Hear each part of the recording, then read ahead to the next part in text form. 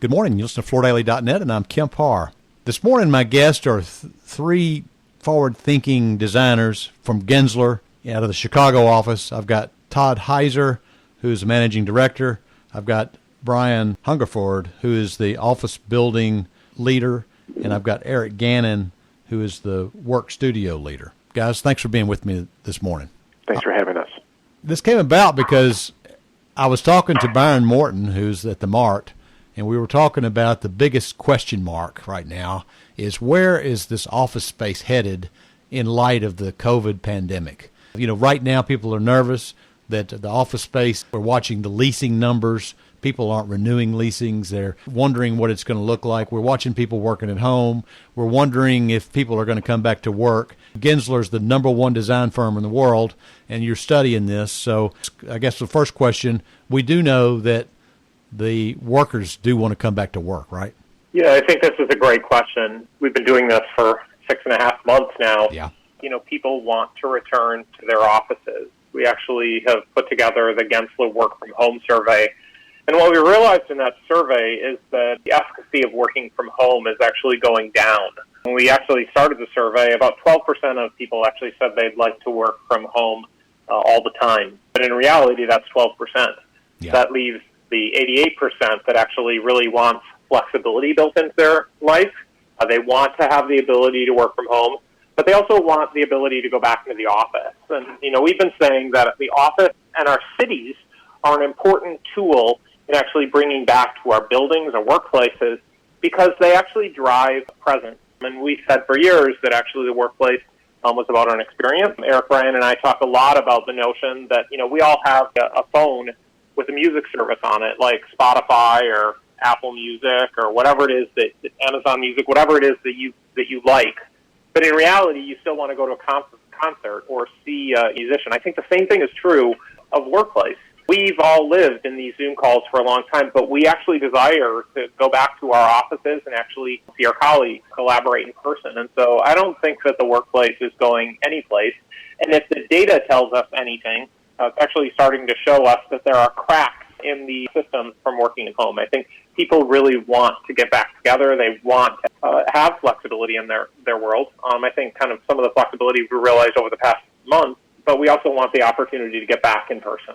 Yeah, let me ask you real quickly. You know, sometimes you can look back on historic events and see how they've changed the world. And we could go back and look at 9/11. 9/11 changed the way we access the office. You know, now we've got security cards that we all wear, and that's how we get in. And that was a big change from that event. And so now I think one of the concerns is, can I come back to work? Because we know it's going to be more productive, but how can I make sure everybody that's there that I'm working with is healthy?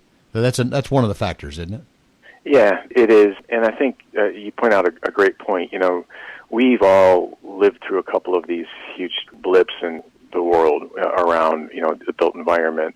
So you call it 9/11 as one that, you know, building codes responded to protecting, you know, physical safety. You know, in 08, 09, following a recession, financial health was corrected, and there's more due diligence around the lending practices and the structures that enable the environment to come to fruition. And what we really see now is this is an opportunity for the globe, because it really does span the globe, to reassess the way that the built environment can support personal health. There are things that we're looking at now that start from sourcing materials, how it's manufactured, how it's installed, and then what happens after that use is kind of exhausted. What happens with that? And what we really are finding is that, you know, attention to the materials, the air quality, and then truly the entire arc of the process can enable more health, not only for the long-term sustainability of the planet, but also as individuals living and working within these structures. Mm-hmm. Yeah, you point out an important part about the materials that we're using and how that might even be affected by this. What I want to kind of focus on for a minute, though, is just the utilization of the workspace. You know, as we look at the environment, it may be that we don't come to work every day, which helps the commuting issues. It helps people kind of balance their work and time relationships. That may be a factor from this. But once you're inside the office, what is your thinking around whether it'll be, I'm going to go sit in this seat today, or I'm going to go back to having my own assigned space? What's your thinking on that? Yeah, I think That's a good question as well. We're definitely in a place where there's an intentionality to go into the office. You're going there for a purpose. And presence is one big part of it. The see and be seen aspect of work that's so important to our growth within professional organizations. When you get to the office, we're seeing the assignment of seats, the reservation system being a really important companion to the design of the space itself. If you think of it as an operating system for the building, the notion that you would have a desk assigned to you that would get utilized a very small percentage of time at the beginning, maybe we'll ramp up to a more meaningful percentage of time spent in the office. We really feel that reservation, that operating system for the building will be a really strong companion to the design of the space that we often are a part of. So to answer your question, we see a clean desk policy coming at least for a short period of time as we kind of rebound from this and come back to the office, where you pick your seat, you pick your setup based upon what you need to do functionally that day. And hopefully you're going to the office because you can't replicate that experience at home. Whether it's the technology, it's people interaction, it's the learning environment, it's the collisions that lead to the innovation that we're all seeking within our companies. We see that as a really important aspect and a reason to go to the office. What about this question of city center, and are we going to maybe see a little bit of dispersion into offices that are maybe pods to a larger organization? Everyone's questioning the death of the city, but if you really look at the macro growth of where all the GDP is generated in nearly every country of the world, a huge percentage comes out of city centers. So right now there's a lot of talk of the hub and spoke. We're collectively having that conversation with clients, trying to understand whether or not their culture would translate to that kind of format. Right now, the real estate's not really endorsing it as much. There's a couple groups that have gone there, but we don't feel like that is going to become prevalent. It'll be another option and tool in the bag for organizations based on the choice that Eric was just pointing out of the people and what is the most effective way that you will work with your team to find innovation. And so the way that we think that the hub and spoke will work is if you have the central hub that is heavily driven by the culture, the collaboration, and then if you have a spoke version, it translates that to a market or a second location that is as immersive as that downtown location, but for strategic interactions and collaborations with partners. Again, it probably won't be exhaustively, excessive and kind of everywhere, but it'll probably happen here and there. Yeah. Well, let me ask you, designers like you folks that work at Gensler, you think out of the box. We've heard things about the air handler systems are going to be changed. There's probably going to be more outdoor space. So as you think about the workplace of the future, what do you think some of the biggest changes we're going to see are in the structure of the space? Well, we'll go outside in. And so you noted a couple, right? There's been a huge push the last few years for different kinds of amenity spaces.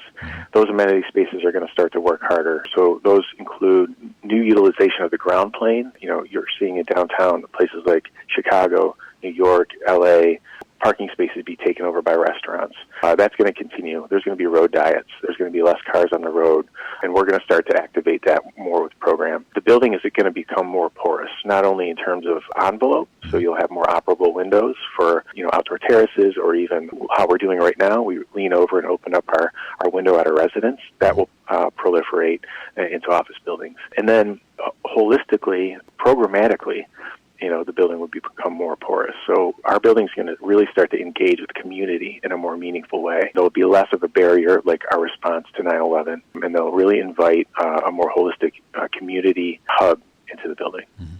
We could spend a lot more time on this conversation, and I know you guys are focused on it in a big way. I mean, that's your life endeavor.